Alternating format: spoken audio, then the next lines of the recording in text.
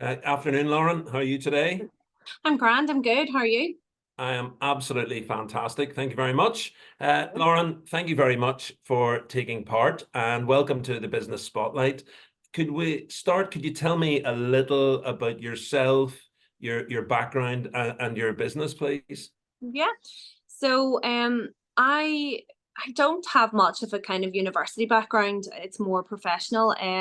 I went to BRA and I left and moved over to England and worked in sales and customer service more from an office base. So my background is sales and customer service. I then came back over and worked for a large company as an employee, Iron Mountain. Loved that too. And then I left Iron Mountain to have children and decided that my best move forward was to have my own business. So I opened first hair and beauty salons as a business partner, but my main business is in bridal, so wedding dresses. And what made you go into bridal? Whenever you worked in England, there was nothing to do with bridal, or that was. No, no, no. It was actually technology. It was a tech business I worked for. I don't know. I suppose anybody who starts bridal, it's kind of like a pipe dream where you think, oh, it's a lovely job. I would love to work in bridal. I have a keen sense for fashion as well. So it was just something that I'd always been interested in. I always knew I was going to own my own business. It maybe took me a few years before opening bridal to fine tune my decision, but bridal is just something that I really kind of loved, even the aspect of, helping girls. And, it's great from a customer service background to be in bridal because it's all about customer service as well as sales. So it just seemed to kind of work for me. Very good. And programs like Say Yes to the Dress. Okay, so I see this program on in our house now. It would be my wife seems to be fixated with it. My daughter loves it and so on. Does that sort of thing, does it help or hinder, or what does that do?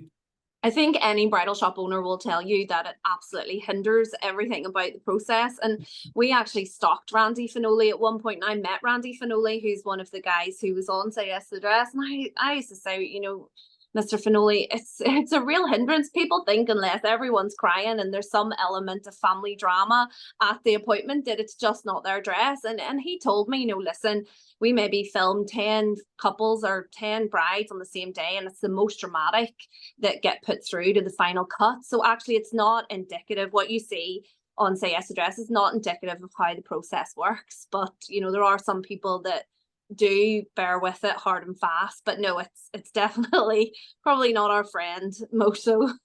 Okay, well, thanks for enlightening me on that. I cannot wait to break that news It's when I get lovely. It's home. lovely television viewing, but it's very different in real life. Yeah. Okay, all right. And so, how long have you been in the bridal business for? So it's actually 7 years this month when we opened our first shop. So seven years. Well, happy birthday. Thank you. And what was the spark that you said earlier on that you knew you would always have your own business? So what was the spark that made you launch it?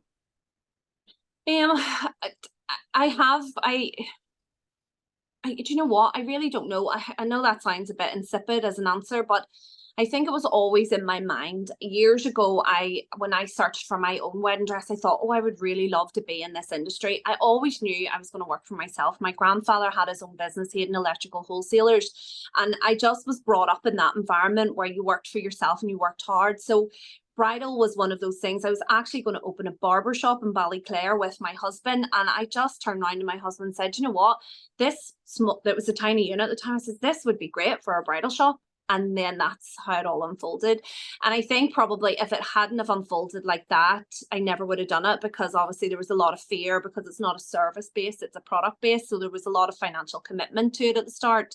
So, I suppose the spark was just really one mad moment of saying, just go for it, Lauren. And in terms of target market, so brides, okay, it's a bridal shop and brides, but how do you sort of look at a target market and get your message out there? Well, our target market is majority females. It's majority brides between the age, not exclusive. There are other elements of people who want to wear wedding dresses on their wedding day. But the target market for us majority would be that kind of 22 through to 32 years of age. You know, it comes from all walks of life. It's very, and how we would attract them is obviously just through our social media as well. So we target, wait, to be honest with you, you can't specifically target that age range, even though they would be our end customer, you know. But it's, when it comes to bridal, it's the mom, it's the auntie, and they see your ads and they think, oh, you know, my niece should go there, my daughter should go there. So it's a whole thought process. So it's very hard in bridal to really home in on that one market, because there's so many people. It's a very emotional buy as well. So there's so many people that you have to appeal to in order to get the appointments. And the business journeys are full of ups and downs. Yeah. What would you say has been the biggest lesson that you've had since becoming a business owner? I always knew that you have to work hard at your own business. You know, I watched my grandfather for years plug and plug and plug before he was remotely successful, and he was very successful in the end. I think probably the biggest lesson that I've learned from obviously him being a huge role model for me is that that element has changed quite a bit with social media. You know, your stores, like, it's constantly adapting. And I think that was one of the biggest lessons that I learned, that especially in specialized retail, you constantly need to adapt. Your market changes nearly on a monthly basis, especially after COVID. Their buying habits change. We're looking at a lot of stuff through news feeds as well. So I tend to find too, if, you know, if someone says, oh, the recession, we're in recession, you notice that there's a panic point, and then the sales go up after everybody's had time to process it. So it's constantly it's constantly adapting, both in your business and both financial as well. And that's the biggest surprise that's come to me. You know, not that it's a surprise, but it's probably the biggest lesson I've had to learn, to always be on the watch. And what about if you were to be stranded on a desert island and you're allowed either a book or a podcast or both, what would you be either reading or listening to? You know, my husband has only recently got me into podcasts in the past 4 or 5 months. He loves Joe Rogan's podcast. He's a bit of a conspiracy theorist. So, I actually really do love Joe Rogan's. You know, it's food for thought, isn't it? But book wise, I'm a bit boring, to be honest with you. I actually read a book years ago. It was Suicide of an Economic Hitman, and it's probably not the most nice book to read, but actually it's probably a really good grounding book for me, because when I read it, it kind of puts things into perspective for me, you know, in business, what's happening around the world. And I'm very much like that. You know, it's interesting to read factual books rather than go off in your Jane Austens and things like that. It's just not the person I am. So I would be a boring person to be stuck with on a desert island. Not at all. Anyone who listens to Joe Rogan, you can't be bored. He is good, I have to admit. I do Yeah. like him. And if you could invite any three people, alive or dead, to a dinner party, who would they be? Um, my grandfather, definitely. I know, like, some people really reach for famous people, but I would say my grandfather. I miss him greatly, and actually sometimes I think, what would my granda do? I also I would love, I've always wanted to meet, even though he's not here anymore, David Bowie. I would definitely have had him at a dinner party, just because I loved his attitude on life. I really, do you know what? This is going to sound really very boring, and people will be going, "Oh, here she goes talking about her kids," but probably my daughter, one of my daughters. I'd love to invite all my children, but if I have to be specific, my daughter Annabella, she was very unwell 2 years ago and had brain surgery, and just seeing the recovery of her and how she's really fought against it and took everything in her stride, like, she's a real big inspiration for me to go out and really work hard to provide everything that I can for her after everything she's gone through. So those would be my three main people. And she's very interesting too. She's very witty. It should be good crack. How old is she? She's actually 12 next week. So she Oh, is. cool, cool. Oh, that sounds great. And yeah, wow, yeah, Yeah. some very emotional stuff. Very good. Thanks for that. No And worries. if you could go back in time, Lauren, and give out some advice to your 18-year-old self, you know, what would that advice sound like? Hmm. Well, for a start, I know my 18-year-old self wouldn't listen, but my big takeaway from life in general is not to care so much about what people think of you and what people tell you what you should and shouldn't be doing.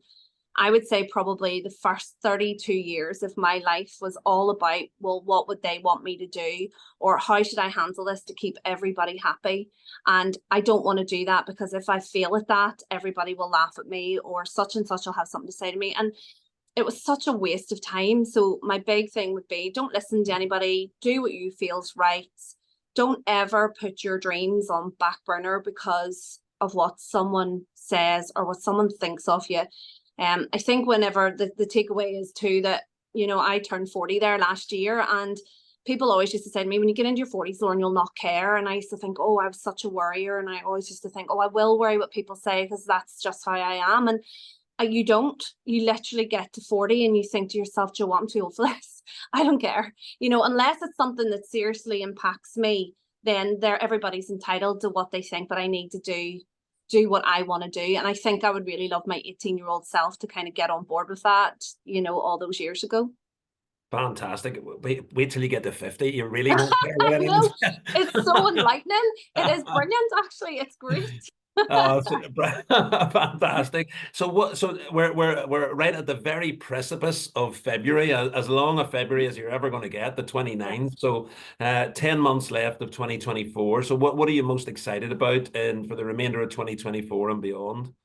I think I'm excited because I feel that there's a shift in our industry. It's definitely not a period of growth in our industry. It's very slow at the minute. And a lot of bridal shops, we're trying to really move into different realms. We opened a outlet shop for our stores in Ballyclare, and I'm excited to see that progress, and to see if I'm excited to see whether or not how that progresses, and if I'm managing to kind of cater to all my market rather than a specific price point or a specific kind of bride. That, you know, I'm interested to see where that goes, to see it all come together really at the end of 2025. And if somebody likes what they've heard, Lauren, would like to reach out or get in touch or visit one of your stores, what's the best way for them to go about that? Oh, I social media, you know, you can go on websites. My contact details through the shop are all on there. If anybody from a non-business point of view wants to book an appointment, it's all on. I do everything kind of online at the minute. So, you know, everybody reaches out through that to me, especially. I think that's just the way the world's going, isn't it? It's all social media. Fantastic. Well, Lauren Gilmour from Lauren Elizabeth Bridal, thank you very much for sharing your story and your journey. It's been absolutely brilliant hearing. I wish you all the best for the remainder of 2024 and beyond. So, Lauren, thank you very much No indeed. problem. Thank you very much for having me.